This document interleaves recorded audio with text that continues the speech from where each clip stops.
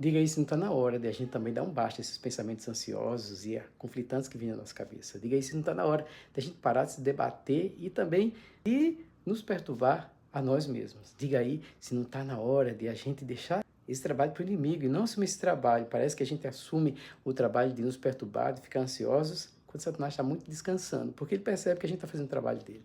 Diga aí se não está na hora de a gente reconhecer que existe Deus, saber se aquietar e saber que existe um Deus. Diga aí se não está na hora de a gente começar também a meditar na palavra dele, ler a palavra dele com mais intensidade. Diga aí se não está na hora de a gente escrever todas as nossas preocupações e ansiedades, entregar a ele, lançar sobre ele por meio da oração.